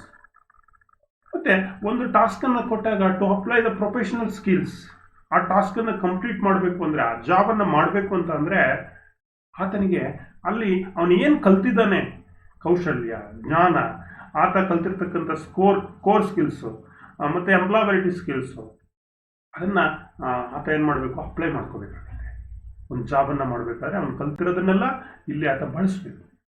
So ಇದು it is also N important to check the job or assembly as per drawing for functioning, identify and rectify the errors in job or assembly. ಮತ್ತು ಜಾಬನ್ನು check ಮಾಡೋದು, drawing ಪ್ರಕಾರ ಇದೆಯೋ ಇಲ್ವೋ ಅಂತ check ಮಾಡೋದು, ಅದ್ರ ಫಂಕ್ಷನಿಂಗನ್ನು check ಮಾಡೋದು, ಏನಾದರೂ ಎರರ್ಸ್ ಇದ್ದರೆ ಅದನ್ನು ರೆಕ್ಟಿಫೈ ಮಾಡೋದು, ಜಾಬಲ್ಲಿರ್ಬೋದು ಅಥವಾ ಅಸೆಂಬ್ಲಿನಲ್ಲಿರ್ಬೋದು, ಆ ಎರರ್ಸನ್ನು ರೆಕ್ಟಿಫೈ ಮಾಡ್ತಕ್ಕಂಥ ಕಲೆ ಕೂಡ, ಸ್ಕಿಲ್ ಕೂಡ, ನಾಟ್ ಕಲೆ ಅಂತ ಕರೆಯೋಕ್ಕಾಗಲ್ಲ, ಸ್ಕಿಲ್ ಇಲ್ಲಿ ಆತನಿಗೆ ಇರಬೇಕಾಗುತ್ತೆ. And also to document the technical parameters related to the task undertaken. ಅವ್ನಿಗೆ ಏನು ಟಾಸ್ಕ್ ಕೊಟ್ಟಿದ್ರು ಅದನ್ನು ಡಾಕ್ಯುಮೆಂಟೇಷನ್ಸ್ ಮಾಡಬೇಕು. It is also important. ಈ ಉದಾಹರಣೆಗೆ ಈಗ ನಾವು ಒಂದು ಜಾಬ್ ಕೊಡ್ತಿದ್ದಕ್ಕೆ ಅವ್ನಿಗೊಂದು ಡ್ರಾಯಿಂಗ್ ಕೊಡ್ತೀವಿ, ಮತ್ತೆ ಆತ ಅದನ್ನು ಡಾಕ್ಯುಮೆಂಟ್ ಮಾಡ್ತಾನೆ. ಯಾವುದೋ ಒಂದು ಪ್ರಾಕ್ಟಿಕಲ್ ರೆಕಾರ್ಡ್ನಲ್ಲಿ ನೀವು ನೋಡಿರ್ಬೋದು. ಪ್ರಾಕ್ಟಿಕಲ್ ರೆಕಾರ್ಡ್ನಲ್ಲಿ ಏನು ಮೆಟೀರಿಯಲ್ ಯೂಸ್ ಮಾಡಿದೆ, ಯಾವ ರೀತಿ ನಾನು ಯಾವ್ಯಾವ ಟೂಲ್ಸ್ ಆ್ಯಂಡ್ ಇಕ್ವಿಪ್ಮೆಂಟ್ಸನ್ನು ಬಳಸಿದೆ, ಯಾವ್ಯಾವ ಸ್ಟೆಪ್ನಲ್ಲಿ ನಾನು ಜಾಬನ್ನು ಮಾಡಿದೆ, ಸೊ ಅದನ್ನು ಎವ್ಯಾಲ್ಯೂಯೇಟ್ ಮಾಡೋದು. So this are all the things to know. ಈ ಡಾಕ್ಯುಮೆಂಟನ್ನು, ಟೆಕ್ನಿಕಲ್ ಪ್ಯಾರಾಮೀಟರ್ಸನ್ನು ಮಾಡ್ತಕ್ಕಂಥದ್ದು ಯಾವುದೇ ಟಾಸ್ಕನ್ನು, ಯಾವುದೇ ಜಾಬನ್ನು ಕೊಟ್ಟಾಗ ಆ ಒಂದು ತರಬೇತಿದಾರನಿಗೆ ಇಂಪಾರ್ಟೆಂಟ್ ಆಗುತ್ತೆ. ಇನ್ನು IT ಅನ್ನು ಮುಗಿಸಿದ ನಂತರ, NTCಯನ್ನು ಪಡ್ಕೊಂಡ ನಂತರ ಅದನ್ನು ಪ್ರೋಗ್ರೆಷನ್ ಪಾತ್ವೇಷನ್, ಪ್ರಗತಿ ಪಥದ ಮಾರ್ಗಗಳು ಅಂತ ಕರಿತೀವಿ. ಹೇಗಿದೆ, Ken join industry as A technician. ಅರೆ ಆತ ITIಯನ್ನು ಮುಗಿಸಿದ ನಂತರ NTC ಅವಾರ್ಡ್ ಆದ ನಂತರ, ಆತನ NTCಯನ್ನು ಪಡೆದುಕೊಂಡ ನಂತರ ಕೈಗಾರಿಕೆಗಳಲ್ಲಿ ಆತ ಏನು ಮಾಡ್ಬೋದು, ಟೆಕ್ನಿಷಿಯನ್ ಆಗಿ ಜಾಯಿನ್ ಆಗ್ಬೋದು. ಸೊ ಅಲ್ಲೇ ಆತ ತನ್ನ ಪ್ರೋಗ್ರೆಷನ್ನ ಕಂಡ್ಕೋಬೋದು. Further as a senior technician ಆಗ್ಬೋದು, ಸೂಪರ್ವೈಸರ್ ಆಗ್ಬೋದು. ಅಂದರೆ ತನ್ನ ಲೆವೆಲನ್ನು ರೈಸ್ ಮಾಡ್ಕೊಂಡು ಅಪ್ ಟು ಎಲ್ಲಿವರೆಗೆ ಮ್ಯಾನೇಜರ್ವರೆಗೂ ಹೋಗ್ಬೋದು. And also can become a entrepreneur, ಉದ್ಯಮದಾರ ಬೇಕಾದರೂ ಆಗ್ಬೋದಂತ. ಒಬ್ಬ ಉದ್ಯಮ ನಡೆಸ್ತಕ್ಕಂಥ ಉದ್ದಿಮೆದಾರ ಕೂಡ, ಎಂಟರ್ಪ್ರಿನಿಯರ್ ಕೂಡ ಆಗ್ಬೋದು. Can appear in 10+2 examination through national institute of open school. ನೋಡಿ, ಈ ಏನು ITI ಮಾಡ್ತಾರೆ ಅದು PUCಗೆ ತತ್ಸಮ ಆಗಬೇಕಾದ್ರೆ ನಿಯೋಸ್ ಅಂತ ಇದೆ, national institute of open schooling ಅಂತ ಇದೆ. ಇಲ್ಲಿ ಆತ ಒಂದು 2 ಸಬ್ಜೆಕ್ಟನ್ನು ತೆಗೆದುಕೊಂಡು, ಕನ್ನಡ ಅಥವಾ ಇಂಗ್ಲೀಷ್, ಮತ್ತು ಒಂದು ಕೋರ್ ಸಬ್ಜೆಕ್ಟನ್ನು ತೆಗೆದುಕೊಂಡ್ರೆ ಆತ ಏನು ITI ಮಾಡ್ತಾನೆ ಆ ನಿಯೋಸ್ನಲ್ಲಿ ಆತ ಪಾಸ್ ಮಾಡಿಕೊಂಡ್ರೆ ಒಂದು ಸರ್ಟಿಫಿಕೇಟ್ ಬರುತ್ತೆ. ಆವಾಗ it is equal to PUC 10+2 examinations, ಅಂದರೆ 12ಗೆ ಈಕ್ವಲ್ ಆಗುತ್ತೆ. ಅಥವಾ ಈಗ ಉದಾಹರಣೆಗೆ 8ನೇ ಕ್ಲಾಸ್ ವೆಲ್ಡರ್ ಟ್ರೇಡ್ ಸೇರಿರ್ತಾನೆ, ಆತ ಕೂಡ ವೆಲ್ಡರ್ ಟ್ರೇಡನ್ನು 10ಗೆ ಈಕ್ವಲ್ ಮಾಡ್ಕೋಬೇಕು ಅಂದರೆ ಆತ ಕೂಡ ಒಂದು 2 ಸಬ್ಜೆಕ್ಟನ್ನು ನಿಯೋಸ್ನಲ್ಲಿ ತೆಗೆದುಕೊಂಡು, ಹಾಗಿದೆ ನಿಯೋಸ್ನಲ್ಲಿ ಈಗ ನಮ್ಮ ITIನಲ್ಲೇ ನಿಯೋಸ್ ಸೆಂಟ್ರಾಗಿ ನಾವು ಕನ್ವರ್ಟ್ ಮಾಡ್ಕೊಂಡಿದ್ದೀವಿ. ಸೊ ನಮ್ಮಲ್ಲೇ ತರಬೇತಿದಾರ ಇಂಟ್ರೆಸ್ಟ್ ಪಟ್ಟಾಗ ಆತನಿಗೆ ನಾನು ಎಕ್ಸಾಮನ್ನು ತೆಗೆದುಕೊಳ್ತೀನಿ ಅಂದರೆ ನ್ಯಾಷನಲ್ ಇನ್ಸ್ಟಿಟ್ಯೂಟ್ ಆಫ್ ಓಪನ್ ಸ್ಕೂಲಿಂಗಲ್ಲಿ ಈ ಒಂದು ಅವಕಾಶವನ್ನು ಮಾಡಿಕೊಟ್ಟಿದ್ದಾರೆ. ಸೊ ಯಾವಾಗ ಅವನು 10ಗೆ ಈಕ್ವಲ್ ಆಯಿತೋ, PUCಗೆ ಈಕ್ವಲ್ ಆಯಿತೋ, ಅವನು ಹೈಯರ್ ಸೆಕೆಂಡ್ರಿ ಸರ್ಟಿಫಿಕೇಟನ್ನು ತಗೋಬೋದು. ಸೊ ಅಲ್ಲಿಂದ ಮುಂದೆ ಅವನ ಪಥವನ್ನು ಯಾವ ಕಡೆ ಹೋಗ್ಬೋದು, ಅವನು ಟೆಕ್ನಿಕಲ್ ಎಜುಕೇಷನ್ಸು, ಜನರಲ್ ಎಜುಕೇಷನ್ಸು ಈ ಕಡೆ. ಸೊ ಈ ಒಂದು ಅವಕಾಶ ಕೂಡ ನಮ್ಮಲ್ಲಿ can take admission in diploma course, lateral entry ಆಗೋದು ಯಾವುದೇ ಬ್ರಾಂಚ್ನಲ್ಲಿ, ನೋಟಿಫೈಡ್ ಬ್ರಾಂಚ್ ಅವನಿಗೆ ಸಂಬಂಧ, ಉದಾಹರಣೆಗೆ ಫಿಟ್ಟರ್ ಆದರೆ ಮೆಕ್ಯಾನಿಕಲ್ಲು, ಆಯ್ತಾ, ಎಲೆಕ್ಟ್ರಿಷಿಯನ್ ಆದರೆ ಎಲೆಕ್ಟ್ರಾನಿಕ್ಸ್ ಅಥವಾ ಎಲೆಕ್ಟ್ರಿಕಲ್ ಆ್ಯಂಡ್ ಕಮ್ಯುನಿಕೇಷನ್ಸ್, ಈ ರೀತಿಯಾದಂಥ ಟ್ರೇಡ್ಗೆ ನೇರವಾಗಿ 2ನೇ ವರ್ಷಕ್ಕೆ ಲ್ಯಾಟರಲ್ ಎಂಟ್ರಿಯನ್ನು ಪಡಿಬೋದು. And also can join the apprenticeship program in different types of industries leading to national apprenticeship certificate. ನೋಡಿ, ಹೇಗೆ NTCಯನ್ನು ತೆಗೆದುಕೊಳ್ತಾರೆ, ನಂತರ ಅವ್ನು NAC ಕೂಡ ತಗೋಬೋದು. ಯಾವುದಾದ್ರೂ ಲೀಡಿಂಗ್ ಇಂಡಸ್ಟ್ರೀಸ್ನಲ್ಲಿ ಆತನಿಗೆ ಸಂಬಂಧಪಟ್ಟಿರ್ತಕ್ಕಂಥ ಟ್ರೇಡ್ನಲ್ಲಿ ಆತ ಆನ್ ಜಾಬ್ ಟ್ರೈನಿಂಗ್ ಮಾಡೋದ್ರ ಮೂಲಕ ಒಂದು NACಯನ್ನು ಕೂಡ ಆತ ತಗೋಬೋದು, ನ್ಯಾಷನಲ್ ಅಪ್ರೆಂಟಿಸ್ ಸರ್ಟಿಫಿಕೇಟ್. ಅದು 1 ಇಯರ್ ಇರುತ್ತೆ. ITI ಮಾಡಿದ ನಂತರ 1 ವರ್ಷ ಇರುತ್ತೆ. ಎಲ್ಲ ಇಂಡಸ್ಟ್ರೀಸ್ನಲ್ಲೂ ಸಾಮಾನ್ಯವಾಗಿ ಈ ಅಪ್ರೆಂಟಿಸ್ ಇದೆ. ಅಲ್ಲಿ NAC ಸರ್ಟಿಫಿಕೇಟ್ ಯಾವುದೇ ರೀತಿ NTC ಇರುತ್ತೋ ಅದೇ ರೀತಿ NAC 1 ವರ್ಷ. ನಂತರ ಆತ NTC ಮಾಡಿ NAC ಮಾಡಿದ ನಂತರ ಆತ ಏನು ಮಾಡ್ಬೋದು, ಕ್ಯಾನ್ ಜಾಯಿನ್ CITS ಅಂದರೆ ಕ್ರಾಫ್ಟ್ ಇನ್ಸ್ಟ್ರಕ್ಟರ್ ಟ್ರೈನಿಂಗ್ ಸ್ಕೀಮ್ನಲ್ಲಿ ಆತ ಮತ್ತೆ ITIನಲ್ಲೇ ಇನ್ಸ್ಟ್ರಕ್ಟರ್ ಆಗಿ ಬರಲಿಕ್ಕೆ CITS ಟ್ರೈನಿಂಗ್ ಕೂಡ ಆತ ಸೇರ್ಕೋಬೋದು. ಅದು 1 ವರ್ಷದ ಕೋರ್ಸ್. FTIನಲ್ಲಿದೆ, ಚೆನ್ನೈನಲ್ಲಿದೆ, ಬಾಂಬೆನಲ್ಲಿದೆ. ಸೊ ಈ ರೀತಿ ಆತ CITS ಹೈದ್ರಾಬಾದ್ನಲ್ಲಿದೆ. ಅಲ್ಲಿ ನಮ್ಮ ಬೆಂಗಳೂರು FTI ಫೋರ್ಮ್ಯಾನ್ ಟ್ರೈನಿಂಗ್ ಇನ್ಸ್ಟಿಟ್ಯೂಟ್ ಅಂತ ಇದೆ, ಸೆಂಟರ್ ಅಂತ ಇದೆ. ಅಲ್ಲಿ ಕೂಡ ವಿವಿಧ ಈ CTI ಅಥವಾ ಕ್ರಾಫ್ಟ್ ಇನ್ಸ್ಟ್ರಕ್ಟರ್ ಟ್ರೈನಿಂಗ್ CITS ಅಂತ ಕರಿತೀವಿ. ಈ ಟ್ರೈನಿಂಗ್ ಸೇರ್ಲಿಕ್ಕೂ ಕೂಡ ಆತನಿಗೆ ಅವಕಾಶಗಳು ಇದೆ. ನೋಡಿ, ಒಂದು 10ಗೆ ಈಕ್ವಲ್ ಆಗುತ್ತೆ, 8ಯಿಂದ ಏನಾರು ಬಂದಿದ್ರೆ, ಅಥವಾ ಫಿಟ್ಟರ್ ಈ ಥರ 2 ಇಯರ್ಸ್ ಟ್ರೇಡು 10th ಎಕ್ಸಾಮನ್ನು ಮುಗಿಸ್ಕೊಂಡು ITIಗೆ ಸೇರ್ಕೊಂಡಿದ್ರೆ ಆತ PUCಗೆ ಈಕ್ವಲೆಂಟ್ ಆಗಿ ನಿಯೋಸ್ನಲ್ಲಿ 1-2 ಸಬ್ಜೆಕ್ಟ್ ಎಕ್ಸಾಮ್ ಬರೆದ್ರೆ ಆತನಿಗೆ PUCಗೆ ತತ್ಸಮಾನ ಆಗುತ್ತೆ, SLCಗೆ ತತ್ಸಮಾನ ಆಗುತ್ತೆ. ಆತ ಅಲ್ಲಿಂದ ಮುಗಿಸ್ಕೊಂಡು ITI ಆದಮೇಲೆ ಜನರಲ್ ಎಜುಕೇಷನ್ಸ್ಗೆ ಬೇಕಾದ್ರೆ ಹೋಗ್ಬೋದು, ಟೆಕ್ನಿಕಲ್ ಎಜುಕೇಷನ್ಸ್ಗೆ ಬೇಕಾದ್ರೂ ಹೋಗ್ಬೋದು, ನೇರವಾಗಿ ಡಿಪ್ಲೊಮಾ ಲ್ಯಾಟ್ರಲ್ ಎಂಟ್ರಿ ಆಗ್ಬೋದು, ಮತ್ತು ಅಪ್ರೆಂಟಿಸ್ ಮಾಡ್ಬೋದು, CITS ಮಾಡ್ಬೋದು. ಸೊ ಈ ರೀತಿ ಮಾರ್ಗಗಳು ಇದೆ. And also can join advanced diploma course under DGT as applicable. So ನಮ್ಮ DGTನಲ್ಲಿ ಕೆಲವರು ಅಡ್ವಾನ್ಸ್ ಡಿಪ್ಲೊಮಾ ಕೋರ್ಸ್ ಇದೆ, ವೊಕೇಶನಲ್ ಕೋರ್ಸು, ಅಲ್ಲೂ ಕೂಡ ಜಾಯಿನ್ ಆಗಿ ಆತ ತನ್ನ ಕ್ಯಾರಿಯರನ್ನು ಪ್ರೋಗ್ರೆಸ್ ಮಾಡಿಕೊಂಡು. ಇನ್ನು ನಮ್ಮ ಕೋರ್ಸ್ ಸ್ಟ್ರಕ್ಚರ್ ಯಾವ ರೀತಿ ಇದೆ ಅಂದರೆ, ಇಲ್ಲೊಂದು ಟೇಬಲ್ ಕೊಟ್ಟಿದ್ದೀನಿ. ಈ ಟೇಬಲ್ ಪ್ರಕಾರ ನಾವೇನು ಮಾಡ್ತೀವಿ, ಪೀರಿಯಡ್ ಆಫ್ 2 ಇಯರ್ಸು ಟ್ರೈನಿಂಗನ್ನು ಕೊಡ್ತಾ ಹೋಗ್ತೀವಿ. ನೋಡಿ, ಇಲ್ಲಿ ಕೋರ್ಸ್ ಎಲಿಮೆಂಟ್ ಪ್ರೊಫೆಷನಲ್ ಸ್ಕಿಲ್ ಅಂದರೆ ಟ್ರೇಡ್ ಪ್ರಾಕ್ಟಿಕಲ್, ಮುಖ್ಯವಾಗಿ ಇಷ್ಟು ಸಬ್ಜೆಕ್ಟ್ ಇರುತ್ತೆ. ಒಂದು ಪ್ರಾಕ್ಟಿಕಲ್ಲು, ಒಂದು ಟ್ರೇಡ್ ಥಿಯರಿ, ಒಂದು ವರ್ಕ್ಶಾಪ್ ಕ್ಯಾಲ್ಕುಲೇಷನ್ ಸೈನ್ಸ್, ಒಂದು ಇಂಜಿನಿಯರ್ ಡ್ರಾಯಿಂಗ್, ಒಂದು ಎಂಪ್ಲಾಯಬಿಲಿಟಿ ಸ್ಕಿಲ್. ಇದು ಎಲ್ಲ 2 ಇಯರ್ಸ್ ಕೋರ್ಸ್ಗೆ ಇರುತ್ತೆ. ಅದರಲ್ಲಿ 2 ಇಯರ್ಸ್ ಕೋರ್ಸ್ನಲ್ಲಿ ನೊಟೇಷನಲ್ ಟ್ರೈನಿಂಗ್ ಅವರ್ಸ್, ಈಗ ಉದಾಹರಣೆಗೆ ಟ್ರೇಡ್ ಪ್ರಾಕ್ಟಿಕಲ್ಲು ಫಸ್ಟ್ ಇಯರಲ್ಲಿ 1,000 ಗಂಟೆ ಮಾಡಿ, ಸೆಕೆಂಡ್ ಇಯರಲ್ಲಿ 1,000 ಗಂಟೆ ಮಾಡಿ. ಪ್ರೊಫೆಷನಲ್ ನಾಲೆಡ್ಜ್ ಬಂದು ಫಸ್ಟ್ ಇಯರಲ್ಲಿ 280 ಅವರ್ಸು, ಸೆಕೆಂಡ್ ಇಯರಲ್ಲಿ 360 ಅವರ್ಸ್. ಇನ್ನು ವರ್ಕ್ಶಾಪ್ ಕ್ಯಾಲ್ಕುಲೇಷನ್ ಸೈನ್ಸ್ ಬಂದು first year 80, second year 80 hours. Engineer drawing ಬಂದು first year 80 hours, second year 80 hours. Employability skill ಬಂದು first year 160 hours, second year ಬಂದು 80 ಅವರ್ಸ್. ಸೊ ಟೋಟಲ್ ಅವರ್ಸ್ ಬಂದು 1600 hours for first year and second year. ಇದು ನಮ್ಮ course ಎಲಿಮೆಂಟ್ನಲ್ಲಿ ಇಷ್ಟು subjects ಬರುತ್ತೆ ಮತ್ತು ಇಷ್ಟಿಷ್ಟು ಗಂಟೆ ನಾವು ಅದನ್ನು ಹೇಳ್ಕೊಡ್ಬೇಕಾಗುತ್ತೆ. ಸೊ ಇದಿಷ್ಟು ಮಿತ್ರರೇ ಈ ತರಗತಿಯಲ್ಲಿ ನಿಮಗೆ ತಿಳಿಸಿದ್ದೀನಿ. ನಮ್ಮ CTS ITIನಲ್ಲಿ NSQF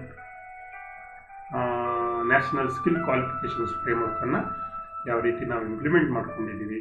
ಅದರಲ್ಲಿ ಮುಖ್ಯವಾಗಿ ನಮ್ಮ ಫಿಟ್ಟರ್ ಟ್ರೇಡ್ NSQF ಲೆವೆಲ್ 5 ಬಗ್ಗೆ ನಾನು ಏನೇನು ಕೋರ್ಸ್ ಇನ್ಫಾರ್ಮೇಷನ್ಸು ಯಾವ್ಯಾವ ರೀತಿ ಇದೆ, ಪ್ರೋಗ್ರೆಷನ್ಸ್ ಪಾತ್ವೇಸ್ ಯಾವ್ಯಾವ ರೀತಿ ಇದೆ, ಔಟ್ಕಮ್ಸ್ ಏನೇನು ಬೇಕಾಗುತ್ತೆ, ನಮಗೆ ಏನೇನು ಕಲಿತೀವಿ ನಾವಿಲ್ಲಿ, ಇಲ್ಲಿ ಯಾವ್ಯಾವ ರೀತಿ ಪ್ರೊಫೆಷ್ನಲ್ ಸ್ಕಿಲ್ ಏನೇನಿದೆ, ಪ್ರೊಫೆಷ್ನಲ್ ನಾಲೆಡ್ಜ್ ಏನೇನಿದೆ, ಕೋರ್ ಸ್ಕಿಲ್ ಏನಿದೆ, ಮತ್ತು ರೆಸ್ಪಾನ್ಸಿಬಿಲಿಟೀಸ್ ಏನೇನಿದೆ ನಮ್ಮದು, ಇದೆಲ್ಲವನ್ನು ಈ ಒಂದು ಅವಧಿಯಲ್ಲಿ ನಾನು ಸಾಧ್ಯವಾದಷ್ಟು ಬ್ರೀಫಾಗಿ ಹೇಳಿದ್ದೀನಿ. So the next lessons assessment ಬಗ್ಗೆ ಮುಂದಿನ ತರಗತಿಯಲ್ಲಿ ನಾವು ನೋಡೋಣ. What are all the types of assessment ಅಂದ್ರೇನು, ಯಾವ್ಯಾವ ಥರ ಅಸೆಸ್ಮೆಂಟ್ ಇದೆ, ಅದರಲ್ಲಿ ಫಾರ್ಮೇಟಿವ್ ಅಸೆಸ್ಮೆಂಟ್ ಅಂದ್ರೇನು, ಸಮೇಟಿವ್ ಅಸೆಸ್ಮೆಂಟ್ ಅಂದ್ರೇನು, ಅದನ್ನು ಹೇಗೆ ಮಾಡೋದು, ಅದನ್ನು ಹೇಗೆ ದಾಖಲೆ ಮಾಡ್ತಕ್ಕಂಥದ್ದು ಅನ್ನೋದನ್ನು ಮುಂದಿನ ತರಗತಿಯಲ್ಲಿ ಡಿಸ್ಕಸ್ ಮಾಡೋಣ ಸ್ನೇಹಿತರೆ. ಸೊ ಇದುವರೆಗೂ ನಾನು ಏನು NSQF ಲೆವೆಲ್ಸ್ ಅಥವಾ ನ್ಯಾಷನಲ್ ಸ್ಕಿಲ್ ಕ್ವಾಲಿಫಿಕೇಷನ್ಸ್ ಫ್ರೇಮ್ವರ್ಕ್ಗೆ ಸಂಬಂಧಪಟ್ಟ ಹಾಗೆ ಒಂದು 6-7 ತರಗತಿಯನ್ನು ಇದುವರೆಗೆ ನಾನು ತೆಗೆದುಕೊಂಡಿದ್ದೀನಿ. ಸೊ ಇನ್ನೂ ಒಂದು 2-3 ತರಗತಿಗಳು ಆಗುತ್ತೆ. So thanks to one and all for hearing us till now. ಎಲ್ಲರಿಗೂ ಧನ್ಯವಾದಗಳು. So meeting next session assessment.